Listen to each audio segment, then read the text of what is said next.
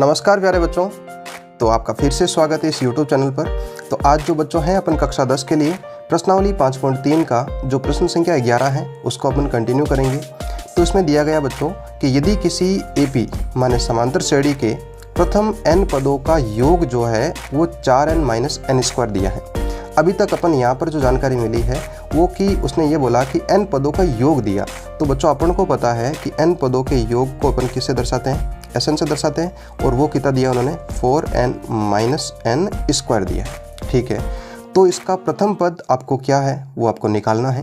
प्रथम दो पदों का योग निकालना है, दूसरा पद क्या है यह निकालना पड़ेगा, और इसी प्रकार तीसरा, 10वां और nवें पद अपन को ज्ञात करना है। तो बच्चों यहाँ पर सिंपल सा एक छोटा सा फॉर्मूला काम आएगा, उसको मैं अभी आपको बता दूंगा। तो सबसे पहले तो अपन क्या करते हैं, यहाँ पर n बराबर 1 रखते हैं। तो क्या हो जाएगा, S1 बराबर 4 गुणा n की जगह 1 रखा -1 का स्क्वायर।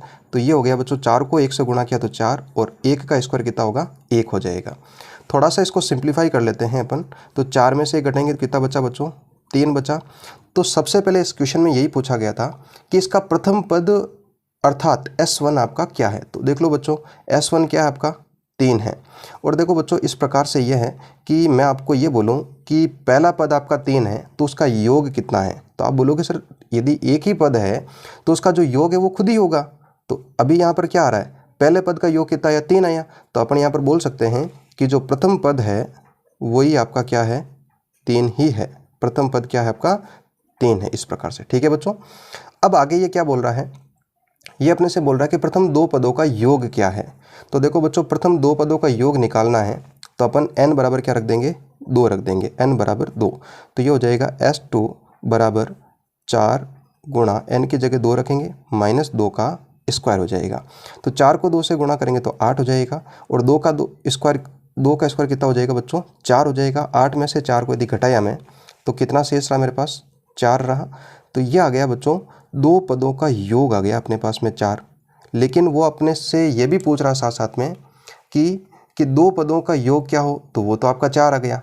अब अपने से पूछ रहा है कि दूसरा पद क्या है। तो बच्चों यहाँ पर एक फॉर्मूला आता है, और वो फॉर्मूला ये है कि किसी भी आपको समांतर श्रेणी दी है और उसका यदि मुझे कोई पद निकालना है तो क्या करेंगे, उसके योग से ऐसे हो जाएगा कि Sn-Sn-1। इस फॉर्मूले के आधार से अपन किसी भी समांतर श्रेणी में और उसका योग दिया हो तो उससे अपन पद निकाल सकते हैं। यहाँ पर क्या हुआ, जैसे मान लो यहाँ पर मुझे दूसरा पद है निकालना है, दो पदों का योग दिया इन्होंने तो मुझे दूसरा पद निकालना है, माने आपको A2 निकालना है। An बराबर फॉर्मूला हो जाएगा Sn-Sn-1। तो मुझे दूसरा पद निकालना है तो n की जगह क्या लिखना पड़ेगा बच्चों, 2 लिखना पड़ेगा। तो A2 बराबर यहाँ हो जाएगा S2 -2 -1। तो ये हो जाएगा S2 S1।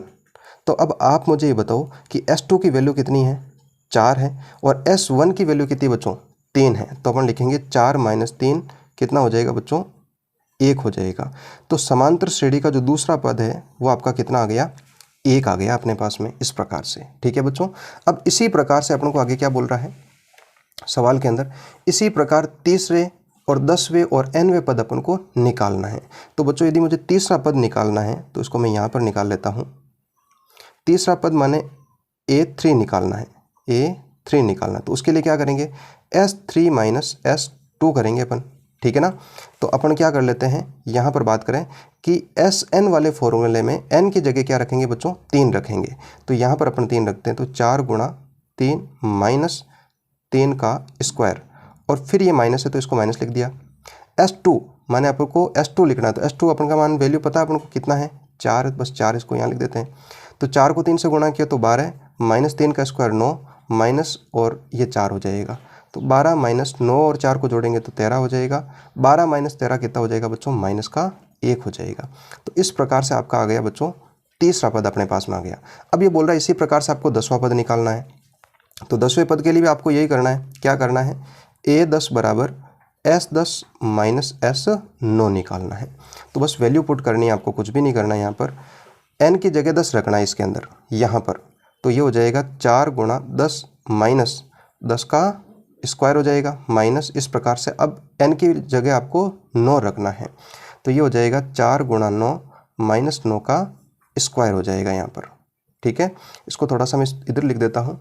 4 को 10 से गुणा करूँगा तो हो जाएगा 40, 10 का स्क्वायर आपका 100 हो जाएगा, माइनस 4 को 9 से गुणा किया तो 36, और माइनस 9 का स्क्वायर कितना हो जाएगा बच्चों, 81 हो जाएगा। इस प्रकार से तो ये हो गया 40 माइनस 100, बाहर माइनस है तो ये माइनस को अंदर जाएगा तो ये माइनस का 36, और माइनस को माइनस से मल्टीप्लाई करेंगे, गुणा करेंगे तो क्या हो जाएगा आपका प्लस हो जाएगा। इस प्रकार से अब अपन क्या करते हैं, माइनस माइनस वालों को जोड़ देते और प्लस प्लस वालों को जोड़ देते। तो 40 और 81 इन दोनों को जोड़ेंगे तो कितना हो गया 121, और माइनस का 100 और माइनस का 36 136 हो जाएगा। इस प्रकार से अब बात करें 121 माइनस 136, तो इसको घटाएंगे अपन तो अपने पास में कितना शेष रहेगा बच्चों, 15 शेष रहेगा, और वो भी किसका रहेगा, माइनस का रहेगा। तो बात करें 10वां पद क्या आ जाएगा अपने पास में, -15 आ जाएगा। अब क्वेश्चन वापस पढ़ें तो उसमें अपन को लास्ट में ये बोला गया कि आपको nवां पद भी ज्ञात करना है। तो nवें पद के लिए क्या करेंगे बच्चों, देखो फॉर्मूला वही सेम आएगा, अपने काम आएगा कि an बराबर क्या हो जाएगा, Sn माइनस Sn माइनस 1, और Sn का फॉर्मूला अपन को पता है क्या दिया उसने, 4n माइनस n स्क्वायर दिया है। तो इसको इस प्रकार लिख देते हैं, Sn की जगह तो लिख देते हैं 4n minus n square minus, और यहाँ पर इस बार क्या लिखेंगे, 4n के स्थान पर n माइनस 1 लिख देंगे, n माइनस 1 का स्क्वायर। इस प्रकार से तो ये हो जाएगा 4n minus n square minus 4 को गुणा कर देते हैं तो ये हो गया 4n माइनस 4 को 1 से गुणा किया तो 4, यहाँ पर बच्चों a माइनस बी का होल स्क्वायर खुलेगा तो वो हो जाएगा आपका n square minus 2n plus का 1।